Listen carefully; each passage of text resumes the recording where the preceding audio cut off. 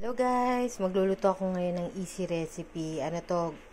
For one serving lang to guys yung aking gagawin. Ayan. Ang lulutuin ko is Filipino stewed tomato egg. Ayan.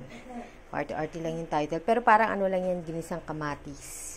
Sa ito, garlic. Isang pirasong garlic lang yan. Ito, 1 piece na tomato. Hiniwa ko na pa ganyan. Onion, yung maliit na piraso. Yung maliit na size lang siya. And then, ito optional yung spring onion. Kahit naman wala siya, okay lang din. Dagdag kulay at flavor lang din kasi yan sa ating dish. 1 egg, pepper, water, fish sauce, pampalasa. Ito naman din optional din yung fried garlic o toasted garlic. Ayan, syempre oil. Ayan guys, nagpapainit na ako ng mantika. Maglalagay ako ng konting oil. Syempre, magsusutay muna tayo.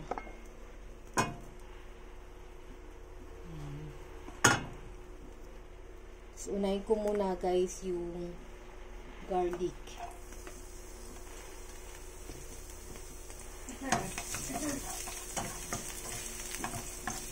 Garlic.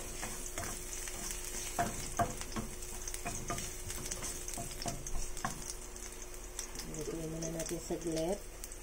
So, ayan, medyo nag-brown yung ating garlic. Sunod naman onion.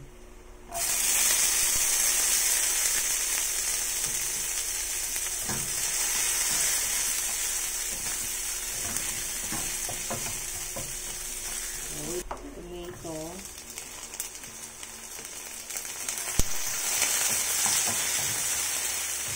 So, kailangan yung tomato guys, malambot siya.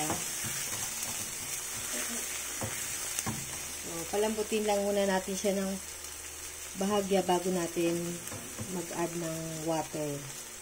Kaya medyo malambot na yung ating kamatis. Maglalagay akong onting water. Onti lang dito. Para lang ba mas lalo pang maluto yung ating kamatis. Mas maging malambot. Ayan. Tapos maglalagay na rin ako dyan guys ng fish sauce. Patis. So, tansyahin nyo lang muna. Pwede naman tayo mag-add mamaya. Saka pepper. Ayan.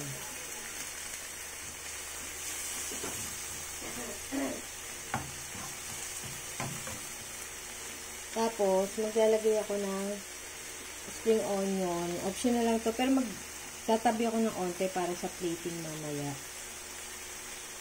Ayan. Hanti lang. Magtira pa ako. Onte. Para maganda ang ating presentation.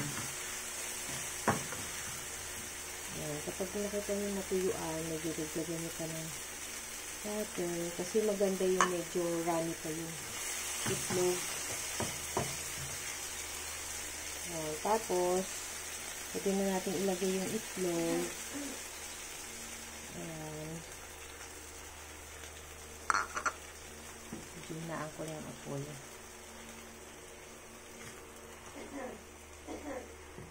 Hintayin lang natin siyang maluto ng bahagya.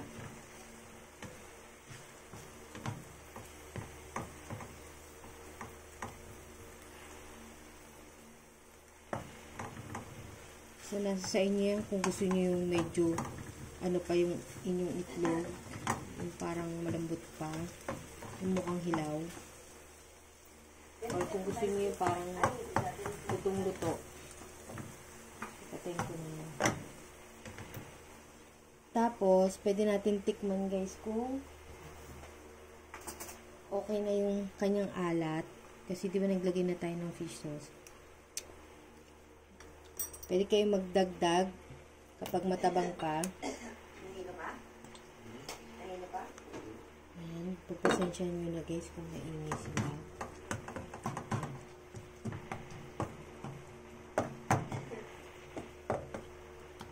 Ayan. Tapos, ayan natin ulit. Yung iba kasi, dinadamihan nila yung tubig. Kasi gusto nila masabaw. Pero ako, okay na yun sa akin ganito. Ayan, okay na yung alat niya. Pwede na natin siyang ilagay sa plato. Yan. Tapos dito ko ilalagay sa gilid yung ating egg.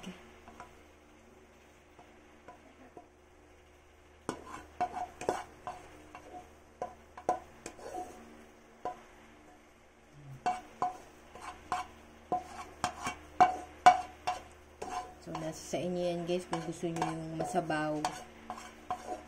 Kung gusto nyo ganito lang, sakto lang. Yung iba kasi ginagawang parang sabaw yung ano. Yan. Tapos, ilagay ko na dyan yung itlog. Lalagyan ko syempre ng spring onion sa ibabaw para sa dekorasyon. O sa plating. Diba? Yan. Tapos, lalagay din tayo ng toasted garlic. Yan. Pati sa kanin, maglagay tayo.